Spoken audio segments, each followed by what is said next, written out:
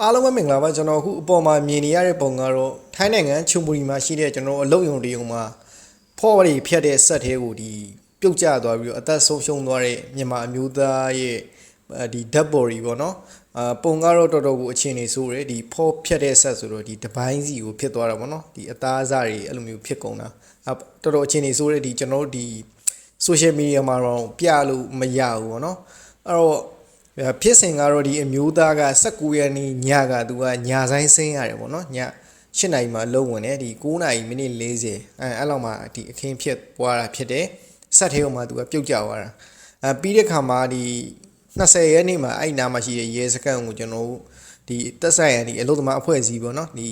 အဲ့အဖွဲ့အစည်းနဲ့တွားပြီးတော့မှအမှုဒီရဲကိုတော့ပြောပြီးတော့မှပလိတ်တွေလိုက်လာပြီးတော့ဒါသူတို့စစ်ချက်တွေပါယူတယ်ပေါ့လေအဲ့တော့ဒီခေါင်စုမီဒီယာမှာဖော်ပြတာကတော့ဒီအလုတ်သမားကဒီတည်ဆုံးမှုမဖြစ်ပွားခင်မှာအလုတ်ချိန်နိုင်ပေါင်းများစွာပေါ့နော်ဒီ OD တွေအများကြီးဆင်းတဲ့အတွက်ဒါသူအလုတ်ပင်မှန်းပြီးတော့အိမ်ငိုက်တယ်လို့ဒါဒီတာဝန်ရှိသူတွေကယူဆထားတယ်လို့တော့ဖော်ပြထားတယ်ပေါ့နော်ဒါပေမဲ့ဒီသူချို့အဲ့စိုက်ရုံမှာရှိနေတဲ့ဒီတခြားမြန်မာအလုတ်သမားတွေပြောတာကတော့အဲ့လိုပုံစံတော့မဟုတ်ဘူးလေဒါကတော့အမြင်ကိုးလဲမှုတွေရှိနေတယ်ဘလို့ပဲဖြစ်ဖြစ်ဒီကျွန်တော်အသက်ကတော့ဆုံးရှုံးသွားပြီဒါအသက်ကလည်း24နှစ်ဆိုတော့ဒါငယ်သေးတယ်ပေါ့နော်အဲ့တော့တကယ်ကိုနှမျောဖို့ကောင်းပါတယ်ဒီသူမိဘရဲ့အတွက်လည်းစိတ်မကောင်းဘူးပေါ့လေအဲ့တော့ကျွန်တော်ထိုင်းမှာရှိနေတဲ့ဒီညီကိုမောင်နှမတွေအနေနဲ့လည်းကျွန်တော်လုပ်ငန်းခွင်တွေမှာအဆဆရဲ့ view ဆိုင်ကြပါ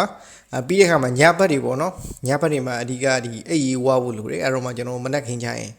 လန်းလန်းဆန်းဆန်းနဲ့လုပ်နိုင်မယ်ပေါ့နော်တချို့ယုံနေဆိုလို့ရှိရင်အန်ဒီရတော်တော်များတယ်ပေါ့နော်ဒီကော်ယုံတို့ပါလို့ဆိုလို့ရှိရင်ပို့ဆိုးတယ်အဲ့တော့အဆက်ဆက်ရဲ့ view ဆက်ကြပါဒီနေ့ကျွန်တော်ပြောပြပေးခြင်းတဲ့အကြောင်းအရာလေးဒီလောက်ပါပဲထိုင်းနိုင်ငံမှာရှိတဲ့ထူးခြားဖြစ်စဉ်တွေစိတ်ဝင်စားဖွယ်အကြောင်းအရာတွေနေ့စဉ်တင်ဆက်ပေးနေမှာဖြစ်ပါတယ်ကျွန်တော်တို့အုပ်စုပါ